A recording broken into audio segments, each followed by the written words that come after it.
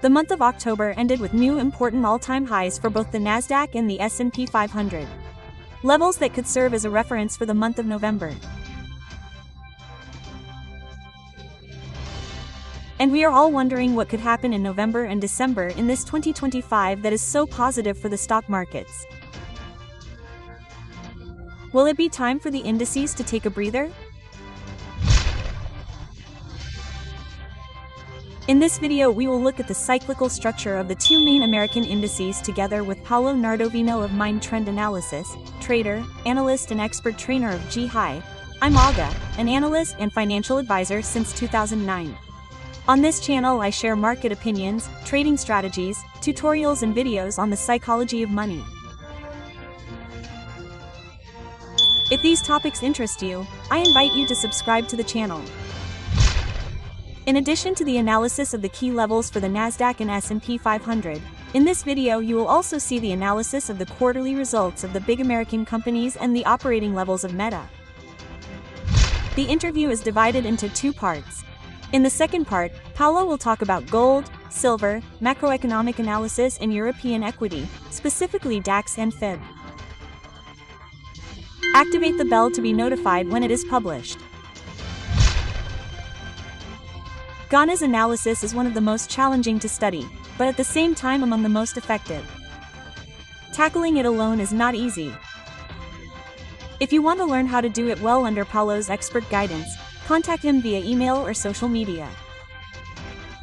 Email is always the safest way. Be careful with fake profiles, the real ones, the official ones of Paolo, I'll put you in the description.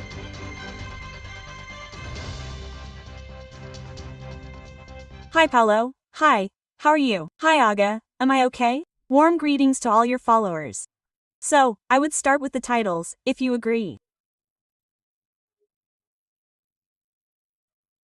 And, first of all, I want to congratulate you on Intel last time, which you showed us as a teaching case, a very interesting case study with a very powerful reversal pattern, the island that showed us that it is actually taking the stock to, I wouldn't say double, but it has almost doubled since the gap opened, so, really, congratulations.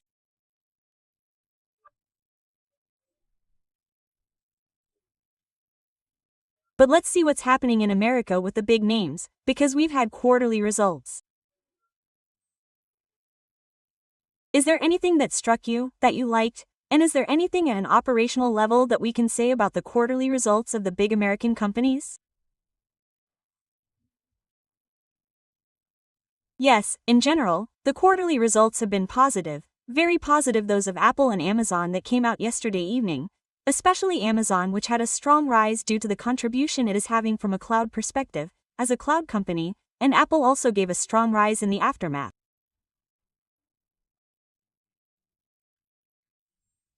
On Apple, have been evaluating the target level for some time now with both course students and customers, which is area 28, which is also one of the natural targets of G's techniques. The only quarterly report that disappointed was Meta's. It reported high-cost forecasts regarding the costs of artificial intelligence and then also various issues due to accounts, fake accounts and... We know this topic well, unfortunately. Perhaps also because of that bond that they decided to issue, $25 billion, I think. Yes, but more than anything because of the increase in planned expenses for the next few quarters, there was an increase. So this led to a downgrade by some investment cases and the stock fell. Yesterday it had even done less, reaching -13 during the session and closed -11. The trend in general is still strong, it is bullish, however, as we will see, there are time windows in which there may be small corrections.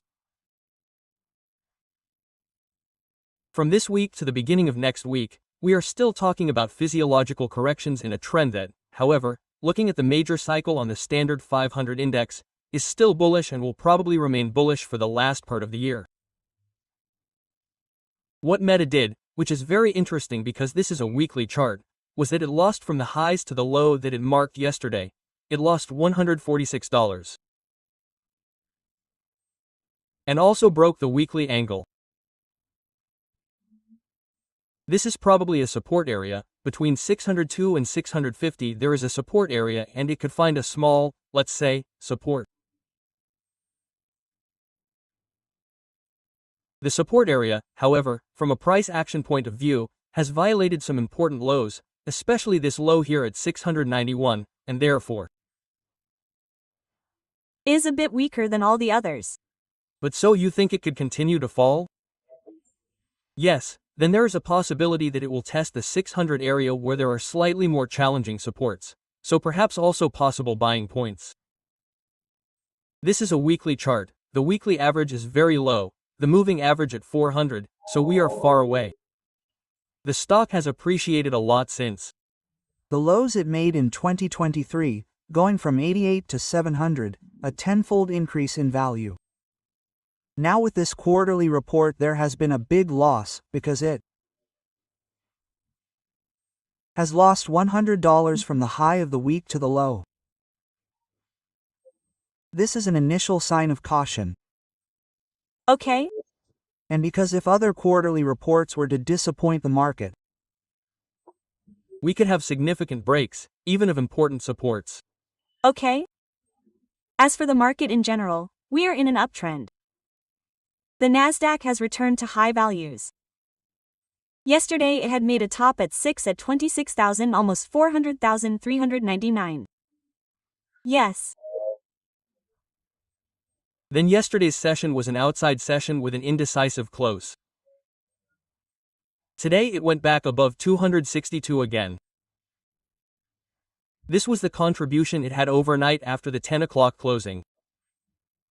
We are in the 26,002 area. This area here, now 26,182 is beating the future. This area here has resistance. The resistance is on the previous day's close and also on the POC. There is a volumetric POC at 26,260. From an oscillator point of view, we are overbought. There is a possibility that it could re-establish itself, but we are still talking about re-establishments in a long-term bullish trend. The cycle we are following on the American market is, I follow it on the Standard & Poor's, which is the weekly cycle of the Standard & Poor's, which is precisely following a cycle, the celestial cycle below the cycle that has been made. What we always see, in short, is the 45-year cycle, and that is, let's say, the trend of the market in 1980 and in this coming week, that is, the first week of November, a correction phase is expected. Then it made a correction of almost 7%, now it is making a correction of 4%, so it could make a top this week, it could be yesterday's. Here is the index, so it does not take into account the opening of the futures, so we are a little higher as a closing of the week. However, if the weekly high is not violated, which by the way was also reached at an important level from a Gann technical point of view, both the Nasdaq and the Standard & Pure future, both futures have stopped at the points that are important this week for Gann techniques in this and next week, so the level reached is the important level on both. Okay. We could have a correction phase. Last time, a correction of around 7% was also expected here. I made it 4% in a single session. Now, the market is getting used to these corrections. This is a weekly chart, so it could still have some correction phases. The cycle still foresees a continuation on the rise because in the previous cycle, the one that serves as a reference, the rise from the April low reached 50% plus 50%. If it does the same thing, for now there is confirmation in this sense. We should reach a target of 72,250 as a standard to make more than 50% of the 4,830 reached on April 7th. This is one of the possible targets for the IN. Of course, I don't think it can go straight up without making corrections. In any case, we are talking about physiological corrections in a bullish trend that will see 2025. At this point, I think I have been saying for a long time, however, that the year will be bullish, it will be positive. Well, in 2026 we will probably also have some adjustments to the highs, but it will be a different year from a cyclical point of view. A year of greater volatility is expected, with more significant corrections. Okay, today is Friday. The options also expire as usual. Yes, today is the expiry of the month. The weeks and the month of October expire. And the month ends. Yes, exactly. So from Monday, important monthly today and above all, then we will see on the monthly chart of gold and many stocks that have made significant spikes. So today is an important closing in general for all assets because the month of October closes. From the beginning of next week, the week changes, the month changes, so we could also see different volatility. Volatility that had already started yesterday. During yesterday's session, we had an increase in volatility. Then it settled down a bit in the after hours when we were informed of those two very important quarterly results from Apple and Amazon that brought the market back up quickly. However, precisely because it was done quickly, there is a lack of volumes, so there are volume gaps to fill. And with significant gaps, just as there are volume gaps with gaps even on the weekly chart, on the standard, this one opened on Monday. Now let's see how the week closes because the weekly chart also has its own importance. This high, I repeat, from a numerical point of view on the futures is an important high. There are techniques linked to Gann cycles that give us values and both the Nasdaq and the standard stopped, let's say, at these values. Let's see if this could be a short-term point of arrival for a corrective phase, at least a recomposition of the gaps that have opened up.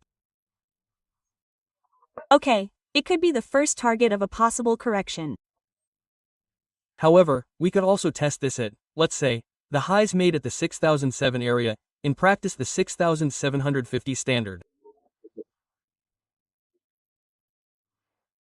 Then, if the correction of this type begins, for now the conditions are not there, we could even get to the point of closing all the structures that have opened up in the 6004 area, but for now it is premature to say this. Perhaps during the month of November we can evaluate whether this is possible or not. For now the trend is strong. We have to look at the blue line, this is the trend line. Oscillations are natural. Well, now it is making bullish oscillations upwards, renewing the highs area, but even if it were to make corrections, in my opinion, the basic structure remains this. Then next year we will evaluate any changes. For now, this is the structure. Corrections can be seized. In fact, in my opinion, there is the possibility of having a corrective phase with greater volatility in the month of November. So, if there are corrections, they should last about 2 weeks. Then November, remember, November is statistically a bullish month, October was statistically a bearish month, and November is the month that from the point of view of annual cyclicality is the one that has the greatest bullish momentum in general. Now, however, we arrive at November, which with October having reached its absolute maximum at the end of October, so there is a phase of reversal, let's say, of these trends. November will probably see a corrective phase, but we are still talking about physiological breathing spaces of the trend that the market is not experiencing at this time. The rise that there was a rise that saw corrections of a maximum of 3 to 4% at some points only on a few days, namely August 1st, September 1st and October 10th. 3 corrections. This is the future, so it is updated in real time. In my opinion, from these levels, until it exceeds the standard today, this area here which is the POC of 29. Let's repeat the level. What is the level? This is 6,000. I had 6,939 of 6,940. Let's give it a bit of a margin, 6,940 until it exceeds here. The possibility of resuming bearish positions to close the gap that has not yet closed here and also the other gap below, so the area of 6,007.